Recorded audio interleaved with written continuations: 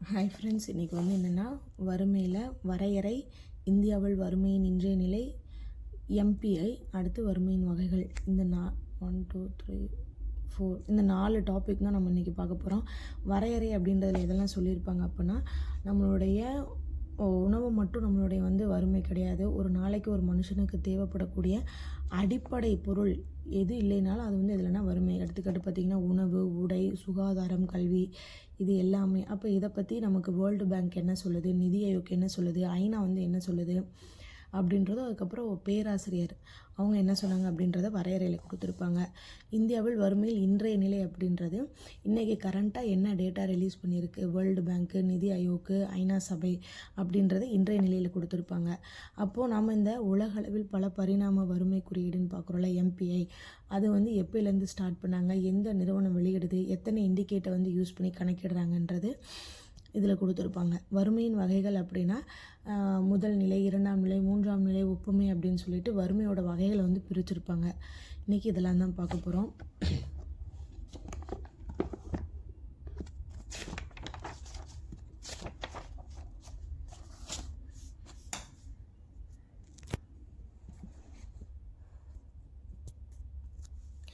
அப்போ பார்த்திங்கன்னா இந்தியா மற்றும் தமிழ்நாட்டில் வறுமை இதில் வரையறையில் வந்து கொடுத்துட்டாங்க. என்ன கொடுத்துருக்காங்கன்னா, ஃபஸ்ட்டு வந்து உலக வங்கி வந்து 1990 வந்து என்ன சொல்லியிருக்குன்னா, குறைந்தபட்ச வாழ்க்கை தரத்தை அடைய முடியாத திறனற்ற நிலையாகும்.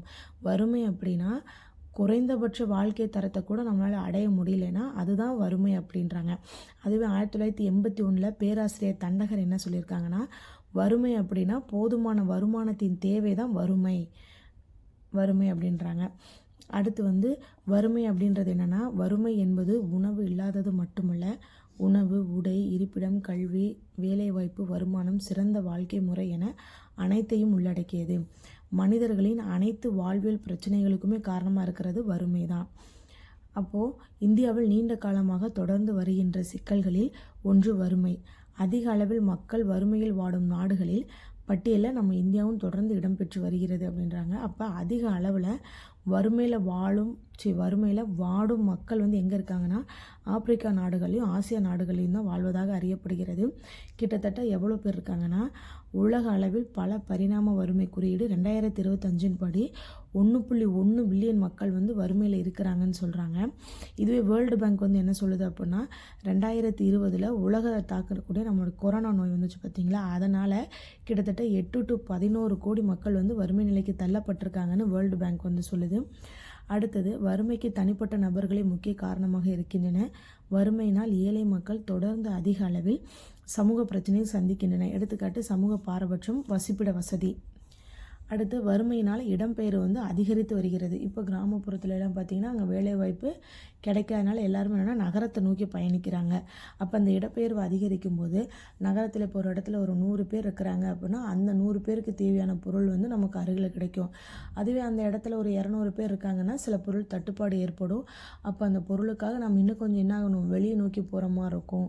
இல்லை அப்படின்னா அந்த இடத்துல நமக்கு தேவையான இடத்துல நமக்கு வீடு கிடைக்காம ரொம்ப தூரம் தள்ளி இருக்கிற மாதிரி இருக்கும். அதனால தான் சொல்லுவாங்க இந்த இதில் பார்த்திங்கன்னா வசிப்பிட வசதி அப்படின்னு இருப்பாங்க, அந்த பிரச்சனை ஏற்படும். அடுத்து ஐநா வந்து என்ன சொல்லுது அப்படின்னா, ஐநாவோட தகவல் படி இந்தியாவில் வந்து லாஸ்ட்டாக ஒரு 15 வருஷம் கணக்கிடப்படும் போது 41.5 கோடி பேர் வந்து வறுமையிலேருந்து மீண்டிருக்காங்க அப்படின்னு நமக்கு தெரியுது. இப்போ அடுத்து என்ன கொடுத்துருக்காங்கன்னா, இது வந்து வரையறையில் வந்து என்ன கொடுத்துருக்காங்க, MPI report, world bank report, United national அதோட ரிப்போர்ட்டு, அடுத்து வேர்ல்டு பேங்க்கோட கூற்று, பேராசிரியர் தண்டகர் வந்து என்ன சொல்லியிருக்காங்க. அப்புறம் வறுமை அப்படின்றது உணவு மட்டும் இல்லை, அதை தொடர்ந்து என்னது, உணவு, உடை, இருப்பிடம், கல்வி, வேலைவாய்ப்பு, வருமானம், சிறந்த வாழ்க்கை முறை, இது எல்லாத்தையும் என்னது உள்ளடக்கியதான் அப்படின்னு சொல்லியிருக்காங்க.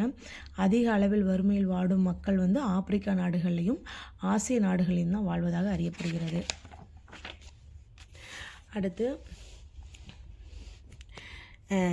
SDG சஸ்டைனபிள் டெவலப்மெண்ட் கோல் இலக்கு வந்து 1. இதில் வந்து என்ன சொல்லியிருக்காங்கன்னா, வறுமையை வந்து 2030ஆம் ஆண்டுக்குள்ளே வறுமையை வந்து என்னது முழுசாக நீக்கிறணும்னு இலக்கு நிர்ணயிக்கப்பட்டுள்ளாங்க. சர்வதேச வறுமை ஒழிப்பிற்கான ஆண்டுன்னு பார்த்தீங்கன்னா 1996.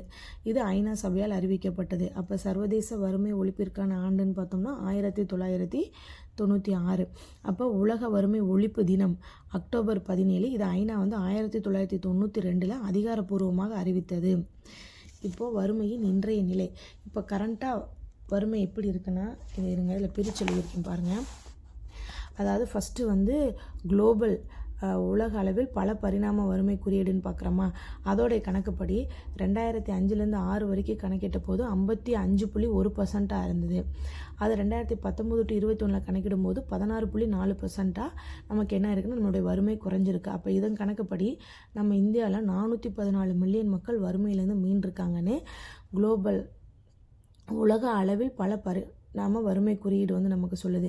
அடுத்து நிதி ஆயோக்கோட மல்டி டைமென்ஷனல் ப்ராவர்ட்டி இண்டெக்ஸ் வந்து என்ன சொல்லுதுன்னா 2024 கணக்கெடுக்கிறாங்க. அப்போ கடைசி என்னது 24க்கு முன்னாடி ஒரு 9 வருஷம் கணக்கெடுக்கும் போது 24.82 கோடி மக்கள் வந்து வறுமையிலேருந்து மீண்டிருக்காங்க அப்படின்னு சொல்கிறாங்க. இப்போ இதில் தான் வந்து என்ன சொல்கிறாங்கன்னா, இந்த 2025 நமக்கு ரிப்போர்ட் ரிலீஸ் ஆச்சு பார்த்திங்களா, அதில் வந்து கிட்டத்தட்ட 15% பேர் ஊட்டச்சத்தால் மட்டும் பாதிக்கப்பட்டிருக்காங்க அப்படின்றது உலக பட்டினி அந்த இதிலேருந்து ரிலீஸ் பண்ணியிருக்காங்க. இந்த இது தப்பு, உலக பட்டினி எழுதிட்டேன் அடுத்து வந்து வேர்ல்டு பேங்க் வந்து என்ன சொல்கிறாங்க அப்படின்னா 2011 12 வரைக்கும் அவங்க கணக்கிட்டப்போ 27.1% இருந்ததையும் 22 to 23 5.3% குறைஞ்சிருக்கு. அதுபடி நம்ம இந்தியாவில் 171 மில்லியன் மக்கள் வந்து வறுமையிலேருந்து மீண்டிருக்காங்கன்னு சொல்கிறாங்க. அப்போ அதிக அளவில் வறுமையில் உள்ள மாநிலம்னு பார்த்தோம்னா பீகார், ஜார்க்கண்ட், மணிப்பூர். இதுவே குறைவான வறுமையில் உள்ள மாநிலம்னு பார்த்தீங்கன்னா தமிழ்நாடு, கேரளா, கோவா. இதை புக்கில் எப்படி சென்டென்ஸாக கொடுத்துருக்காங்கன்னு காட்டுறேன். இப்போ பார்த்தீங்கன்னா உலக அளவில் பல பரிணாம வறுமை குறியீடு பார்த்தோமா global multi dimensional poverty index report October 2025 release பண்ணியிருக்காங்க. இங்கே பாருங்கள் 2005 to 6 55.1% இருந்தது. 19 to 21 16.4% குறைந்துள்ளது.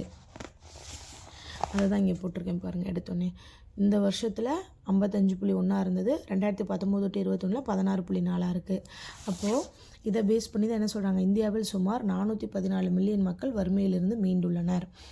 அடுத்து வந்து என்ன கொடுத்துருக்காங்கன்னா நிதி ஆயோக் வெளியிட்ட பல பரிணாம வறுமை குறியீடு எம்பிஐ படி என்ன சொல்கிறாங்கன்னா 2024 இந்தியாவின் லாஸ்ட் ஒரு 9 இயர்ஸில் கால்குலேட் பண்ணும்போது நமக்கு 24.82 கோடி மக்கள் வறுமையிலேருந்து மீண்டுள்ளனர் என கூறப்பட்டது.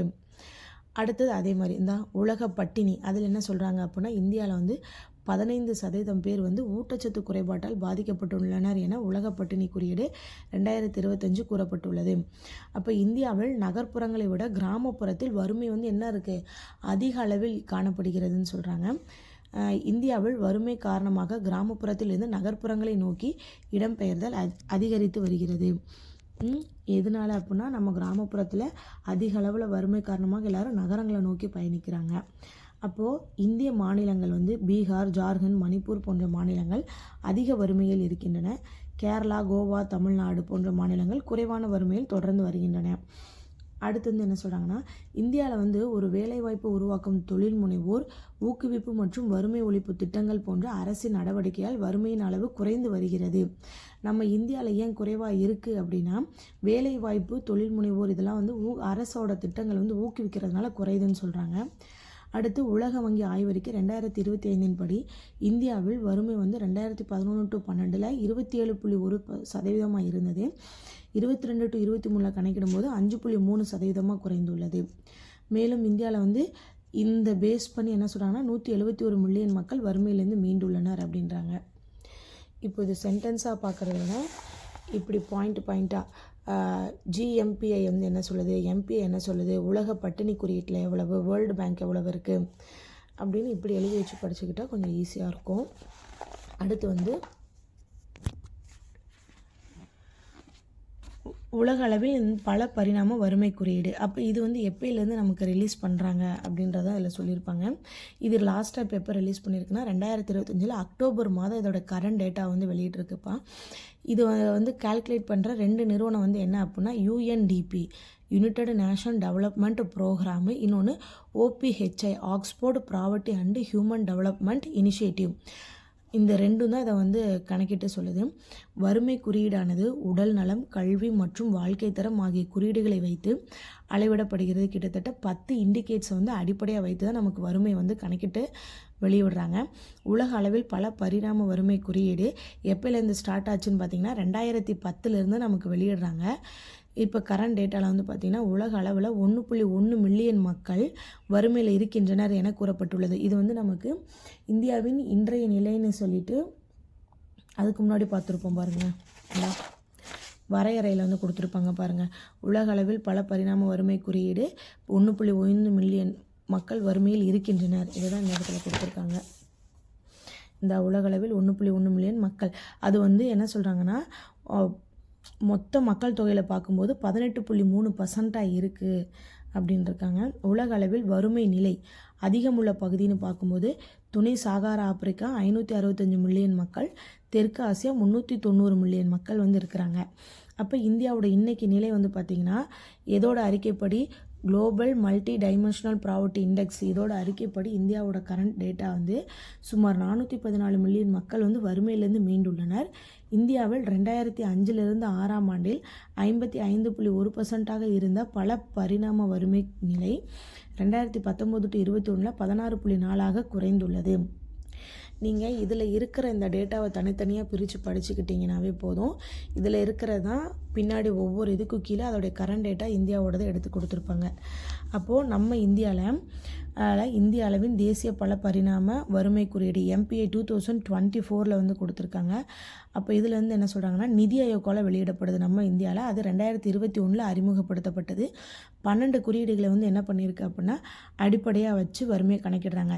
இப்போ நிதி ஆயோக் கணக்குப்படி என்ன அப்படின்னா அது 2013 14 வரைக்கும் கணக்கு போட்டப்போ 29.17% இருக்குது. இதுவே 22 to 23 நம்ம பார்க்கும்போது 11.28% இருக்குது. இதை டோட்டலாக பார்க்கும்போது கிட்டத்தட்ட 17.89% வந்து என்னென்னா இந்த இடைப்பட்ட கேப்பில், அதாவது 2013 2022 இந்த கேப்பில் வந்து 17.89% வறுமை வந்து குறைந்துள்ளது.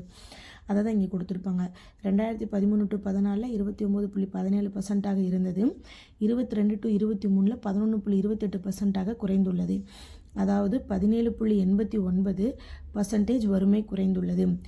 அப்போது இந்த இடைப்பட்ட காலத்தில் எதனால் வந்து நமக்கு வறுமை குறைஞ்சிருக்குன்னு பார்த்தீங்கன்னா உத்தரப்பிரதேஷ், பீகார், மத்திய பிரதேஷ் ஆகிய மாநிலங்களில் வறுமை அளவு குறைந்துள்ளது. ஏன்னா அங்கே வந்து அரசோட திட்டங்கள் மூலம் தொழில் முனைவோர், அதுக்கப்புறம் நிறைய ஸ்கீம்ஸ் எல்லாம் கொண்டு வந்திருப்பாங்க. வேலைவாய்ப்பை வந்து அங்கே உருவாக்கியிருப்பாங்க. பீகார், மணிப்பூர் போன்ற மாநிலங்கள் அதிக வறுமையில் முதலிடம் வகிக்கிறது. கோவா, கேரளா, தமிழ்நாடு மாநிலங்கள் குறைவான வறுமையில் முதலிடம்.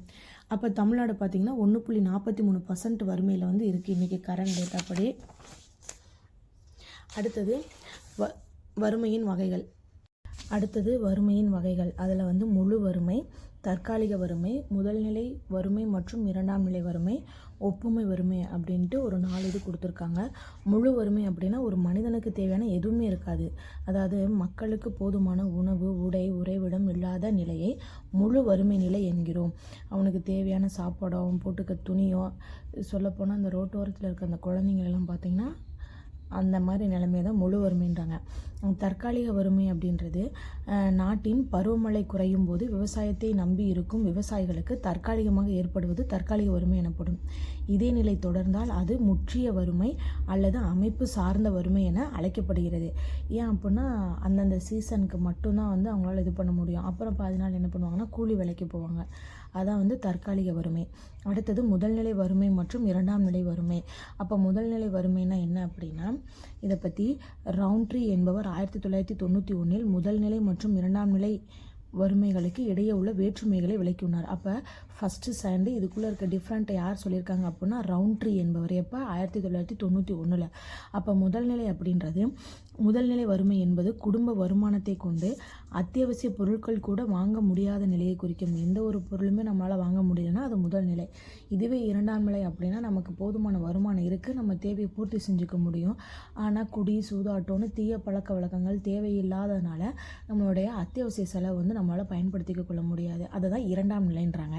இதில் பாருங்கள், இரண்டாம் நிலை அப்படின்றது இரண்டாம் நிலை வறுமை என்பது போதுமான வருமானம் இருந்தும் மது அருந்துதல், சூதாட்டம் போன்ற உபயோகமற்ற செலவுகளினால் ஏற்படுவது. அப்போ ரவுண்ட்ரி என்பவரின் கூற்றுப்படி முதல்நிலை வறுமையை விட இரண்டாம் நிலை வறுமை மோசமானது என்கிறார். ஏன்னா நமக்கு தேவையானது இருந்தும் அதை தேவையானதுக்கு செலவு பண்ணாமல் தேவையில்லாத செலவுகளால் நம்மளுடைய அன்றாட வாழ்க்கையை நம்ம பாதிச்சுக்கிறது. அதுதான் வந்து எனது முதல் நிலையை விட இரண்டாவது நிலை வந்து ரொம்ப மோசமானதுன்னு ரவுண்ட்ரி வந்து சொல்கிறாரு. அடுத்து ஒப்புமை வறுமை.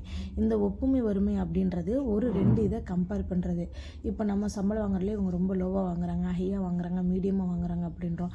அப்போ அந்த 3 பேருக்குள்ளே ஒருத்தர் கம்பேர் பண்ணுறதா இருக்கும் இல்லையா. அடுத்து இந்த நாட்டில் இருக்க மக்களோட இது என்ன அப்படின்ட்டு இன்னொரு மக்களோட கம்பேர் பண்ணுறது, இல்லைன்னா ஒரு குழுக்குள்ளேயே ஒருத்தருக்கு ஒருத்தர் கம்பேர் பண்ணிக்கிறது, அதை தான் ஒப்புமை வறுமைன்றாங்க. இல்லை பார்த்திங்கன்னா 2 பிரிவினரின் வாழ்க்கை தரத்திற்கு இடையே உள்ள ஏற்றத்தாழ்வுகளை குறிப்பதாகும். மக்களின் பல்வேறு குழுக்களிடையே, அதாவது பார்த்திங்கன்னா உயர்தர, நடுத்தர, குறைவான வருமானம் பெறுபவர்கள் காணப்படும் வேறுபாடுகளையோ, அல்லது ஒரு குழுக்களிடையே காணப்படும் வேறுபாடுகளையோ, அல்லது பல நாடுகளில் வாழும் மக்களிடையே காணப்படும் வேறுபாடுகளை குறிப்பதாகும். இதில் வந்து என்ன சொல்கிறாங்கன்னா, மக்கள் தொகையை பல்வேறு பிரிவினராக பிரித்து பார்க்கையில், அதாவது உயர் வருமானம் பெறும் 20% விட குறைவான வருமானம் பெறும் 20%னரோடு ஒப்பு நோக்குதல் ஒப்பீட்டு வறுமை எனலாம். அப்போ ஒப்பீட்டு வறுமை அப்படின்றது 2 இதை கம்பேர் பண்ணுறது. அது லோவும் ஹையாகவும் இருக்கலாம், இல்லை மீடியம் ஹையாக இருக்கலாம், இல்லை ஒரு ஏரியாக்குள்ளேயே ஒரு 2 குழு பிரிவின மக்கள் இருக்காங்கன்னா அவங்க 2 பேருக்குள்ளே இருக்கலாம். இந்த மாதிரி ஒன்றோட ஒன்று கம்பேர் பண்ணுறது தான் ஒப்புமை வறுமை. அப்போ வறுமையின் வகைன்னு பார்க்கும்போது முழு வறுமை, தற்காலிக வறுமை, முதல்நிலை வறுமை மற்றும் 2ஆம் நிலை வறுமை, ஒப்புமை வறுமை. அடுத்த கிளாஸில் வந்து என்ன பார்ப்போம் அப்படின்னா, கிராமத்தில் வறுமைனா எப்படி இருக்குது, அதுக்கான காரணம் என்ன, அதை எப்படி தீர்க்கலாம், கரண்ட் அப்டேட் என்ன, அடுத்து அதே மாதிரி நகர்ப்புறத்திலோட வறுமை என்ன, அதுக்கான காரணம், தீர்வு, அதோட அப்டேட்டு, இதெல்லாம் கணக்கிடக்கூடிய இந்த வறுமை கோடு. அடுத்தது வந்து வறுமைக்கான காரணங்கள், அதுக்கப்புறமேட்டு டேவிஸ் எல்லிஸ் என்ற வல்லுனர் 1973 வறுமைக்கு கூறும் 3 காரணங்கள். இது எல்லாத்தையும் வந்து அடுத்த வீடியோவில் பார்ப்போம். Bye friends.